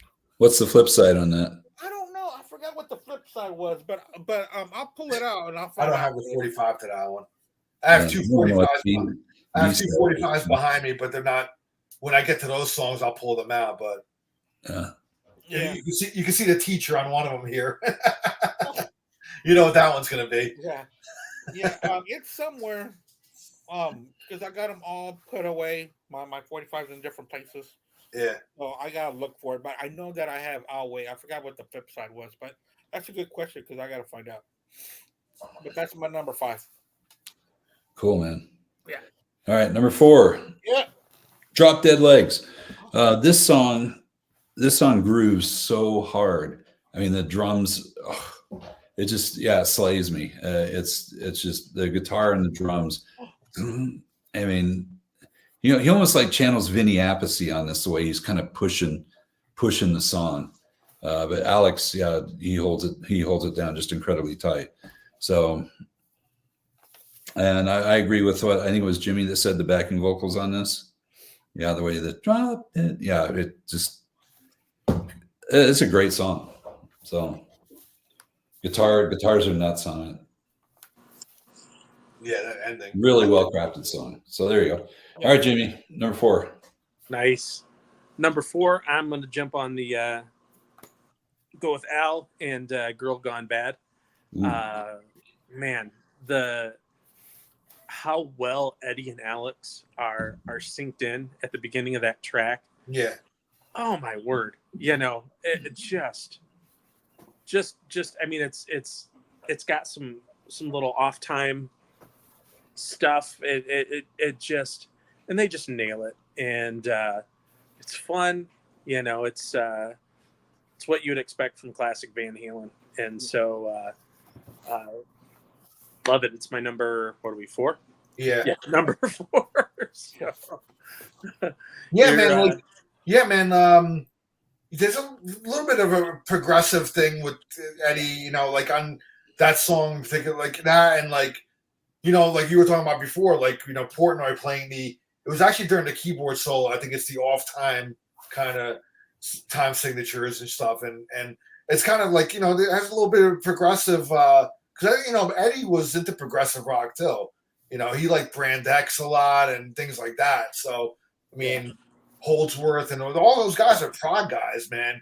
You know what I mean? So I think him and Alex, man, they kind of, like I said before, they had this like kind of telekinetic thing with each other. They were connected, man. Like they knew what each other was gonna do. Yeah, and like I agree with you on that song, man. In the beginning, with Eddie's harmonics and the way like Alex is kind of, going along with him, man. It's kind of really cool. So good pick, bro. It's just phenomenal. Yeah. Yeah. The stuff on the ride cymbal through that beginning, it's fantastic. Yeah, really, really well executed. All right, man. My number 4, I'm going with House of Pain, the last track on the album. It's my number 4. I've always loved this song, man. I love the just kind of ending off on kind of like a bit of a heavier track. I love the riffs on it. I love, and going back. I mean, and as a 12-year-old kid, I didn't know that this was a demo that predated the first time. I didn't know any of that stuff back then. So to me, everything was new on here. So I was like, yeah, this is cool, man. It's like a nice heavy way to end the album off. I just love Eddie's riffing on here, and again, Dave's lyrics, man. Like kind of a little S&M action going on. You know what I mean? Tying her up, and have her in chains and things like that. So, a little, I'm sure Dave lived that off stage. You know what I mean? So, knowing him, man, I can imagine that. Yeah. Man, the times that these guys must have had in that era, man, just friggin'. I mean, people would be arrested now, I'm sure. Oh, yeah. I mean, careers would be ruined. Yeah. Yeah. Thank God there was like no social media back then, because there was still they had no cell phones back then with cameras. Yeah, there's no cell phones, no social media. People kept their mouths shut. That was the mystique, man. The mystique was still there. Like Van Halen had this sort of, they were the ultimate party band, but like, what the hell went on behind? Like, what was going on backstage, man? Yeah, the mystique, man, was just it was still there, man, in the '80s, which was great. That's why I loved growing up as a teenager in that era, man. Yeah, I know you're a bit older, Brad. '70s. You were a teenager in the '70s. And that, I mean, I would have loved to have been a teenager in that era too. That must have been great. Yeah. The '80s were awesome, man. I love the '80s. I love the '70s too, but the 80s was just party, man. Party and it was having a good time and really, really cool stuff. Van Halen and cocaine, they went good together. Cocaine. Anyway, man, number 4, Andy. Go ahead, brother. Yeah, I was able to find that, but I guess this was a double-sided hit songs, because on one side was Jump and the other side was I'll Wait. Huh. Oh, okay. So sometimes when they release 45s, they'll do like a double-sided A. Yeah. What they called them, double A's. Huh. All right, I made that up, double A's, but still. We know you're a double D guy, Andy. Oh yeah. My number 4. I'm really glad that we're doing this on video, and we're not doing this in person, so y'all don't throw tomatoes at me. But my number 4, I'm going to go with Panama. What? Yeah, that's cool. I mean, listen, man. I mean, it's a good song. I love it. We're already getting into the top 4 songs of great album, and that's where I put Panama right now. I mean, of course, I love the song, but I think there's there's 3 more songs that I would put on top of that. So, Panama's my number 4. Okay. Bradley, number 3. Number 3, okay, top 3. Yeah, I like the way he apologizes for it being number 4. I mean, top 4, that's pretty damn good. Oh, well, because no one even mentioned it yet, and we're like already there at the end. And so number 3, Top Jimmy. This song swings again so hard, just like, and we already talked about the vocals and everything. I love what he's doing during the verse, and it'd be interesting to see how that all fell out. But the chorus is just great too. The guitar playing, I love that kind of cleaner when he kind of picks it. I like that stuff. So Top Jimmy, number 3 for me. He's the king. Yeah, he is the king. Yeah, great song, fun song. Oh, Jimmy! All right, go for it. What's nice. Number 3? Well, my number 3, Andy, I'm not too far behind you. I'm going with Panama. I mean, it's top 3 song on the album. I always think back to the video and just how much fun that was, and just how that captured. It just captured the spirit of Van Halen, right? I mean, it was. Oh yeah. Dave getting arrested and flying through on the grappling hooks, just so much fun, and great riff, great chorus. I mean, one of those songs where instantly it comes on the radio and the volume goes up, and you just have to shout it out loud. This is not a Kiss podcast, but sing it out loud. We'll go with that. So, but yeah. I was gonna say that when I was listening to the album again this whole week, when Panama came out, it reminded me so much that it could have fit perfect on Women and Children First or on Fair Warning. It could have fit in there perfectly, and not that many songs on this album can be said that they could fit on there, but Panama was one that could have been on those albums. It's kind of like the party version of Unchained, right? It's kind of in that vein, but just maybe a little more lighthearted. and Right. A little bit bit more more of a fun. party song. Yeah. So yeah, Right. We're at number 3, man, with Jimmy, bro. Panama is going to be my number 3. Yeah, dude, the video, it just encapsulated the whole Van Halen atmosphere, like them seeing them on stage live. I mean, it's just like just seeing them like playing in front of a crowd. I mean, it wasn't a live video, but it was filmed like it looked like it was filmed during a live concert. Yeah. Like they did the video for it, like because there's live shots there. I mean, it's just like a love song to love song to a car, really. You know what I mean? So I mean, when I was a kid, hearing reach down between my legs, I thought it was more of a sexual thing. It wasn't until later it's like easing the seat back. I mean, there's the innuendo there, Oh, yeah. but he's reaching between his legs to put the seat back. But what is he putting the seat back for? Exactly. You know what I mean? So I mean, there's the double entendre there that And Dave was always a genius. back. Yeah. Oh, Dave was always a genius with that stuff, man. Yep. Yeah. Oh He yeah. was a Very master. of underrated. the I tracks. think he's a very underrated lyricist. I think like he should be in the conversation more as a lyrical guy. I mean, I think because sometimes Van Halen gets pigeonholed and kind of as a party band. So like everybody's. But when you really read into Dave's lyrics, man, I mean, there's some serious subject matter in a lot of songs too. It wasn't just partying and having a good time. There's stuff there that's gets a little dark and stuff like that. But this is just a love song to like a car, really, basically. And I loved it, man. It was that guitar, man. Eddie, after Jump, hearing Panama, Eddie's like guitar, I was like, yes, like Eddie's there, man. He's back. It's not just keyboards, So, and the sound effect is the mic, them revving. I think Eddie's Lamborghini. I think. Mhm. Yeah, dude. Mm. Yeah, the whole revving sound, man. That's Yeah. it's cool. The whole whoosh like sound, Yeah. I thought that was actually really cool when I found out about that. But Yeah. I thought that was cool too.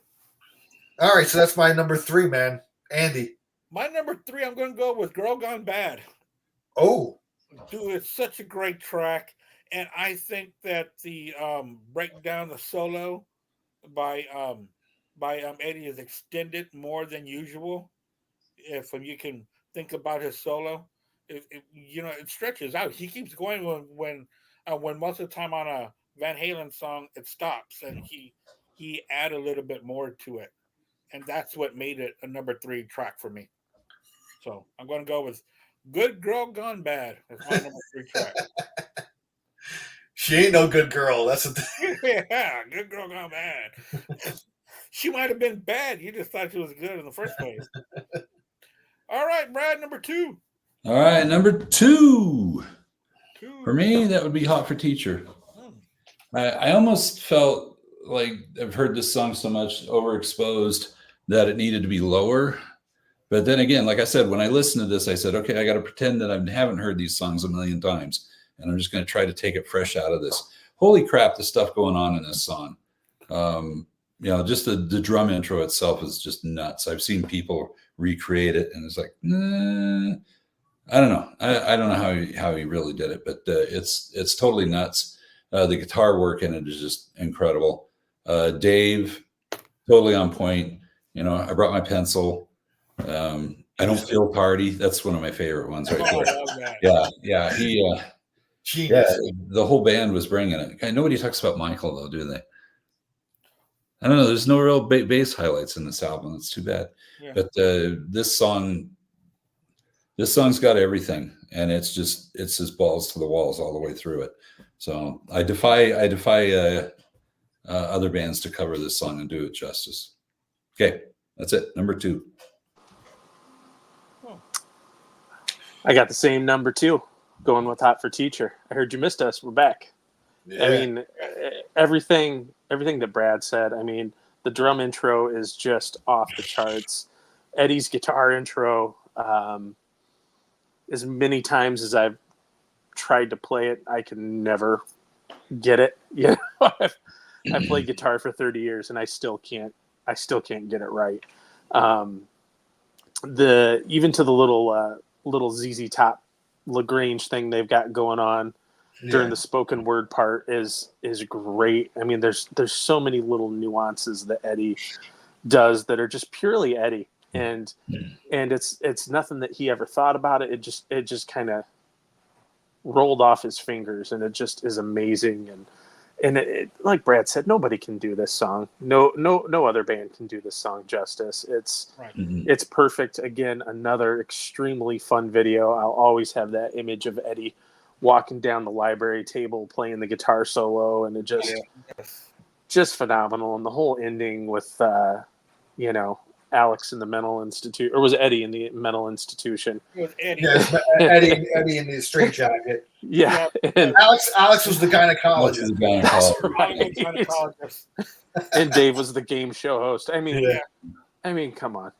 Just what was Michael Anthony again? phenomenal. Oh yeah, sumo wrestler. Yeah, that's right. And they were like, "Let's just make him a fucking wrestler." That made no sense at all. Yeah. Sumo wrestler, why not? But it almost makes sense that it didn't make sense. You know what I mean? Because it's Van Halen. Let's just make him a sumo wrestler. Right. But stands the guy. Just go ahead. But that's my number 2. Al, what you got? Before I get into number 2, anybody who's a good book to read too is Noel Monk's book. I don't know if anybody's read Noel Monk. Yeah, I know what you're talking about, but yeah, I haven't read it. There's an audio version on YouTube if you want to pull up. Really? You don't want to read it? The whole book? Yeah, the whole book, man. Wow. Yeah. So how did they get away with that? Yeah, well, sometimes they get away with it. So that's how I heard. That's how I heard it, man. I just put up the audio book and on my drives to work back. And very interesting book. And during this era is when they really were trying to write Michael out. They really screwed Michael out of like royalties, man. They made him kind of sign away a couple of things. I think for this album, like they made him sign away the songwriting credits or something like that. Which they kind of ganged up on him a bit, And Noel touches it on in his book. So, but my number 2 is also going to be Hot for Teacher. That's my number 2. If anybody's never heard an album by Billy Cobham called Spectrum, okay, there's an opening track on there called Quadrant 4. Yes. And you can definitely tell that Van Halen got the inspiration for the opening of this track from that track, man. I mean, who was that again, Al? Billy Cobham. Billy Cobham. Okay. He's a drummer. The album is called Spectrum. It's from 1973. Yeah. And then it is a really good album. Yeah, if you love jazz fusion, and I know Andy's really been into jazz fusion lately. The great Tommy Bolin actually plays on this album as well. Yeah. So Lee Sklar plays bass on it. Yeah, I mean, killer album, man. But if you put on that first track, Quadrant 4, you're gonna be like, dude, that's fucking Hot for Teacher, man. Holy shit, Right. And I remember first hearing that, man. I was like blown away. I was like, wow, like they definitely got inspiration from that track. Yeah. So, but Hot for Teacher, iconic video. Fun fact. What's his name is the voice of the little kid in that video. Now I can't even think of his name. Phil Hartman. Oh, really? Phil Hartman. Yeah. Oh, come on, Mom. My socks are too loose. That whole, when he's getting on the bus. Yeah. That's Phil Hartman. That's his voice. Oh, well, Phil was also a man of 1,000 voices as well. Yeah. So that's a little fun fact. He was the voice of the little kid getting on the bus in that video. So. Oh, that's pretty cool. Yeah. I gotta check that out then. Sit down, Waldo. So that's my number 2, Hot for Teacher. Good one. My number 2, I'm going to go with 1984, Going Into Jump. Oh, that's high up on your list. Yeah, man. I love Jump. I love that song. I never get tired of it. And we always talk about the keyboards and the guitars, but man, what an inspirational lyrics on there. I get up, me down. The funny thing about you saying inspirational, I think the source of the lyrics is David Lee Roth talking about a guy jumping off a building. So Yeah. that's Well, kind of I look at it differently. I good. look Well, I'm at glad you do. it motivational. Andy, you always look at the bright side of life. Hey, So man. I And that's the way appreciate you that. gotta be. If not, everything else would be dark. You wouldn't not, and you wouldn't know where to go. Yeah. I So, yeah. before get to number one, this is the singles. Both of these are hot for teacher. This was actually from what I've heard. This was this sleeve with the teacher on the front and on the back. Whoa, yeah. Oh. Was kind of withdrawn. I think at least that's the note. It's a rare picture sleeve single. Oh, wow. I don't know if PMRC were after them. I don't know, man. But I don't know. I have no idea because this is also hot for teacher. This is cool because it kind of folds open like that, and then it's actually like a little mini poster. When you take it out, it's actually got all four of the guys on here. So nice. It's kind of a cool little mini poster. And the B side for both of them actually is Little Dreamer. So they went to the first album as like a B side. So is it just the same version that's on the first album? It's the same version. Yeah, it's not anything different. So, but yeah, that's the. I remember picking up these singles at like a record show, pretty cheap. So I was like, it was Van Halen, so I'm like, I gotta get it. But yeah, that's especially especially this one, man. I love this one. So being a 12-year-old kid, it's like. Hot for teacher. So even though no teachers in my school were hot back in the day. I've been in love with teachers ever since I was in the 4th grade. There's your quote of the day. And it had to be in the 4th because in the. And he went to a Catholic school. Well, 1st and 2nd were nuns, and 3rd was a priest. So it was the 4th. There you see. I finally had a secular teacher. I said, finally, jeez. And since I talked about Little Dreamer, this is one of my prized possession Van Halen albums. This is the what they call the Merry Melodies kind of Looney Tunes.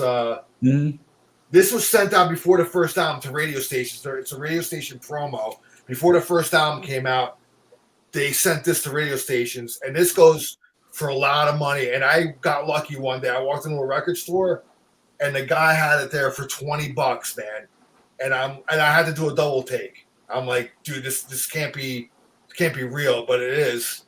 It's a legit copy because I looked it up and everything, and it's on red vinyl. So yeah, oh wow. And 1978, colored vinyl wasn't really a big thing, but I love the Looney Tunes, the Merry Melodies kind of center thing, and it's got 5 tracks on it. It's got Running with the Devil, Eruption, Ice Cream Man, and then Eruption doesn't go until You Really Got Me on here. So side one is Running with the Devil, Eruption, and Ice Cream Man. Then side 2 is You Really Got Me and Jamie's Crying. So it's kind of cool, man. Very cool. And then I think this thing goes for like $400 or $500, man. On Discogs. I've seen it for that much. And it actually still has like this shrink wrap on it and everything. So it's pretty mint. If I wanted to cash in, I could. But I love this. I love that I found this for $20, and it's like it's one of my prized possession Van Halen pieces. So anyway, I wanted to show that off, even though it has nothing to do with 1984. But still, was that like their a prehistoric logo on there? Because it was. Yeah, this is the Club Days logo when they were still a club band. That's the early logo, which is really cool too. Yeah. Before they did the Wings, on the first album. So, yeah, this was a radio promotional thing that went out to radio stations. So it's not. There are counterfeits out there, so you got to watch out for that. Yeah. But yeah, man, I love this thing. So anyway, where are we at? Number 2, or you did number 2 already? We're at number 1. Number 1. Number 1 song on Van Halen's 1984 from our panel. Go, Brad. What's your number 1 song on this album? Well, it had to be Panama. And again, I had to totally erase the overexposure stuff from this, and just look at the song as a song, and it's like, holy crap, this is a great song. It's a really, really great song. I mean, who doesn't like this? I mean, you can get people who not into hard rock or whatever, and they're gonna like this song. That's one of my that track stood out to my daughter when she was listening to the album today. She says that's like she really likes that song, you know. And she had heard it before. She said, you know, in some videos and you know, this whole TikTok world or whatever, I guess it's probably in like a TikTok video. But go ahead. Go ahead, Brett. Continue. Yeah, no, I'm saying that it's just I can't deny how great the song is and the power of it and how it's stood the test of time. And nobody's going to hear that opening riff and not be like, ooh, ooh. And then it just, everything about it, there's no weak point to this song. Not one. So it's number, wait, I didn't do it right. It's number one. So yeah, number one. Yeah. Nice. Look at that. Look at that. Love it. How about that? Nice. That's such a Van Halen thing too, the whole confetti. Let's see. Let's do balloons.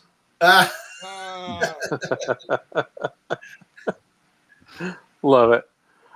Jimmy, what's your number one on this album, man? Number one. Well, I had no other choice. It's not mid Jimmy. It's top Jimmy. So wow, it's number one, man. It's gotta be. It's gotta be. Nice fireworks. Is that what Hey, top Jimmy deserves fireworks, man.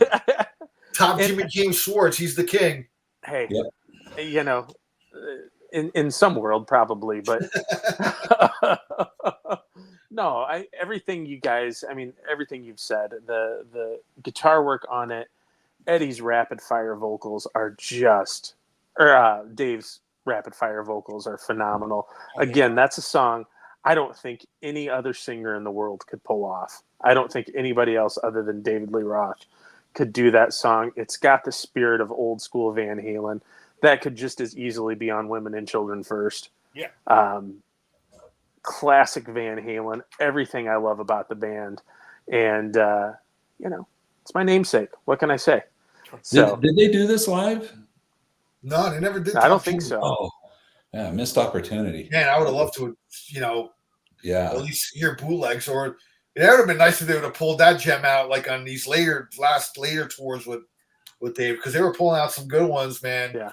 Yeah, I don't think he maybe Dave couldn't do it. Just Dave probably couldn't do it, man. I mean, let's face it, singing those verses, you got to be, you got to eat your Wheaties. The Van Halen live album with Roth that that they pulled out, the one from Tokyo.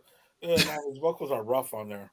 Yeah, but I can, you know, there's the whole double-edged sword, though, man. It's like, yeah, Dave's vocals are rough on there, but at least it's live. You know, it's like they didn't touch it up, so yeah, it's true. You know, you can kind of look at it at both angles. You know what I mean? So, and I would rather have it rough and real.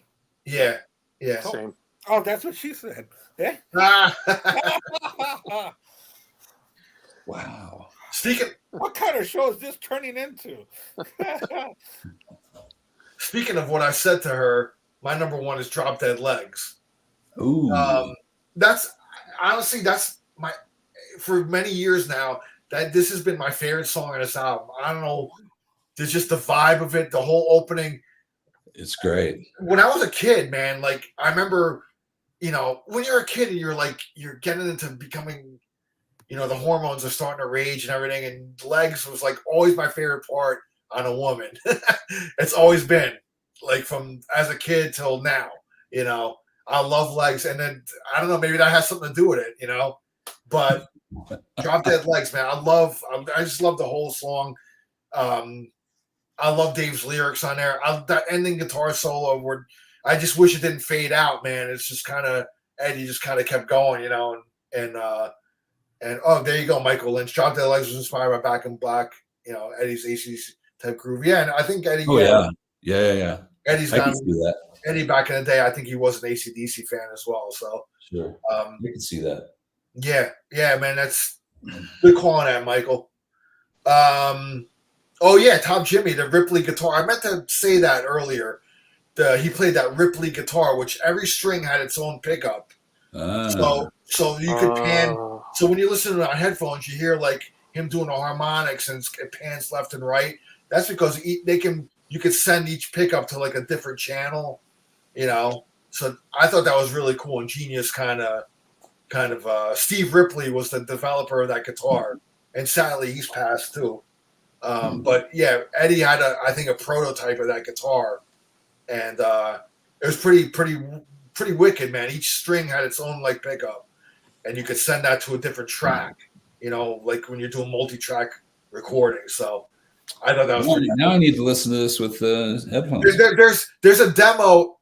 Excuse me. There's a demo on YouTube called Ripley, that Eddie Van Halen's playing, and that ended up being on A Different Kind of Truth as now the song is escaping me. Which one? I'm sure Michael could say in the comments.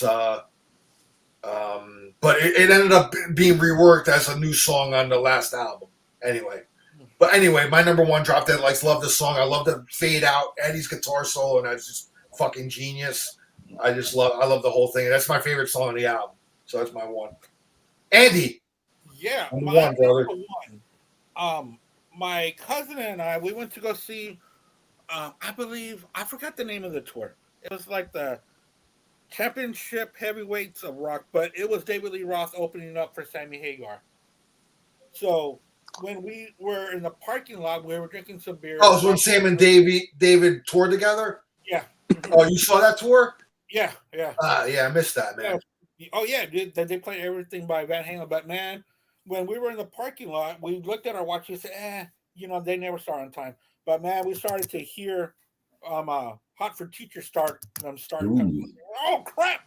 Let's go. So we started running and giving our tickets and going because it was an outdoor place. Yeah. It was like 2000 or 2001. No, it was 2002, I think. 2002? Yeah. Yeah, it was called like the heavyweights, like the world heavyweight. Yeah.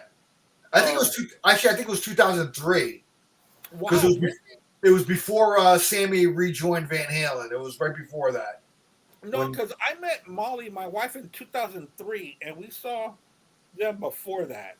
Okay, so it was 2002. It was 2002. Okay. But it was a really cool show, though. It really was. Yeah. But I know that there's stories out there that Sammy had wanted Dave to come on with a duet, and he wouldn't even answer the door when they came to knock on it. Oh, yeah. Things got ugly on that tour. Yeah. But Hot for Teacher is my number one. I think it's fantastic. The attitude, the video, the whole package for that song. And Eddie was on fire, and so was Alex. Just a great track, man. So that's my favorite.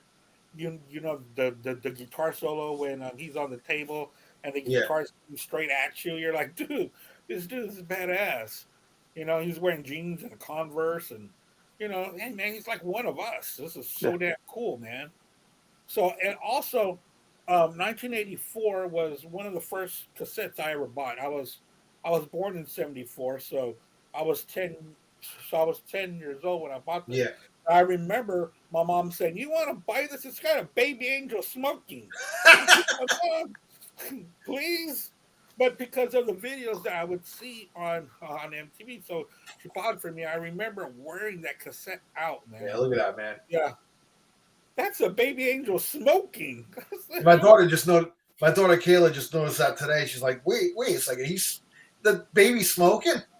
Yeah, it's got a whole pack right there in front of him. Yeah. Classic stuff.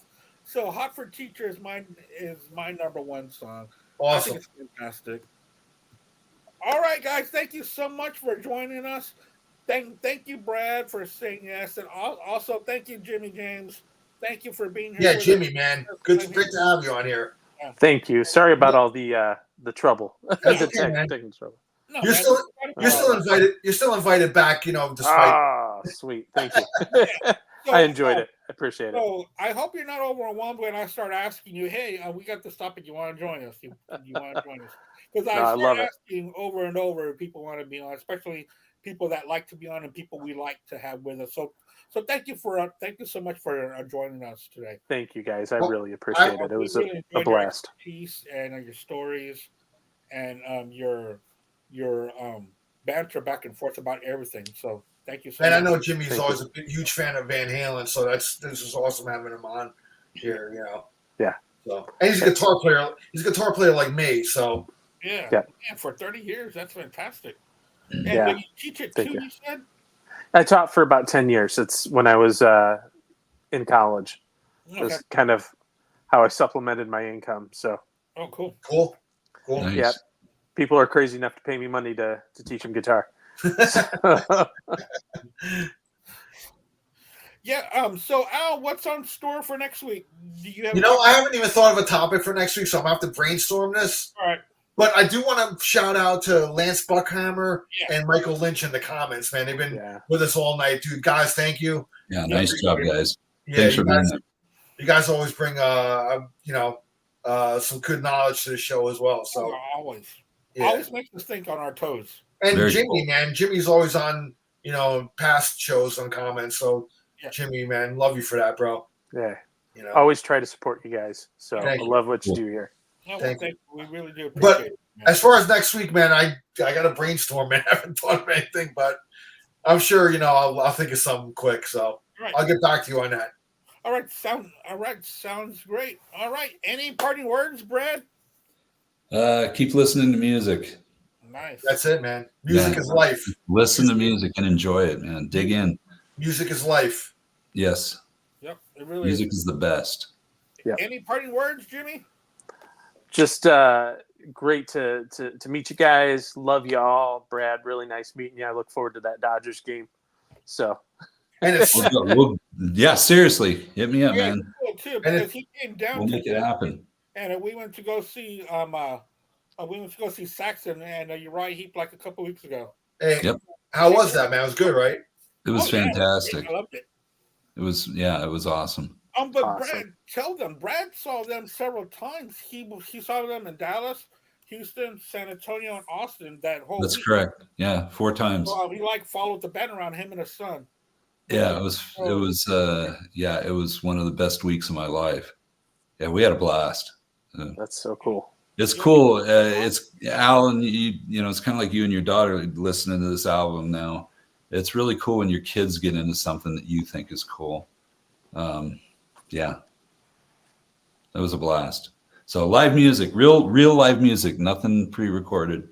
Well, actually, there were a couple of intros pre-recorded. But I did see a show this past Sunday. I saw Santana, which I had never seen. I never saw him before. Yeah, so it's kind of a little bit of a bucket list thing. And what'd you think? I thought he was great, man. He front loaded the concert more with the '70s hits, and then later on was more of the '90s. The supernatural stuff. Right. For me, like I prefer it reversed. I'm definitely like first 3 or 4 album Santana guy. That's like the cream of the crop for me. But he touched on all the heavy hits, and he played great. And that's it. Counting Crows opened up for them, for him. Yeah, that's right. I was never a huge Counting Crows fan, but they were okay. They have a couple of hits that were I always heard on the radio. They were better than the last time I saw them. I saw them a few years ago. My wife, when they toured with Live, because my wife loves the band Live. So they did a double package. So Live was first, and then Counting Crows. And I gotta tell you, man, Counting Crows was just horrible that night, dude. Because the singer just in between songs would just talk, and I think he got a little political, and geez, and I don't know, it just kind of turned me off. My wife and I ended up we left before the encore. We were just like we had enough. So that's so funny because I love the Counting Crows, and I've seen them once. My wife and I went, and my wife's not a big fan of theirs, but man, Adam Derwitz, I love his songwriting. I love the way he sings. But dude, this fool was drinking coffee. He would sit down and drink coffee, and my wife saw, what's he doing? I guess he wanted some coffee. She says, this is the worst concert I've ever seen. Wow. I was all like, I like him. Yeah, Like ended up kind of leaving, kind of ugh. yeah. I want to go see them on this tour because I know that they're opening up for Santana, which I've seen them. I've seen Santana a couple of times. Yeah, I never seen him, so I could cross him off the list now. If somebody else knows. That's kind of an odd show, Counting Crows and then Santana. Yeah, it is. It is. It's an odd pairing. Yeah, that's all right. Nothing wrong with that. So hey, listen, the '70s, man. Those '70s concerts was a lot of odd pairings, man. Yeah. You know, Definitely. so I kind of like I kind of like having somebody a little different than the actual headliner. Anyway, Yeah. You don't want to have every band sound the same. Yeah. Hmm. All right. Well, anyway, man, that was my little review there of that. So. This week I'm gonna. My wife and I are gonna go see. We're gonna go see Styx and Foreigner. And John Waite. Which everybody in the band and Foreigner, they're all foreigners to the band anyway, so I as well call it Foreigner. But I get to go see Styx again. I do like Styx, and like I said, we're gonna go see the Doobie Brothers at the end of this month. And I just want to thank everybody for being here and all the comments. Like Al was saying, thank you to Michael and to Lance for being here throughout the whole show. Thank you very much. And we will be back next week, same time, same place. And Al will be the host, and we'll have another great time. So see y'all later, and thanks a lot, everybody. Y'all take care. Cheers, man. Andy, stay on, man. I want to talk to you for a second. Yeah, sure, of course. Bye, guys. All you busters, get out of here. Take care, guys. See you guys. Bye. Peace.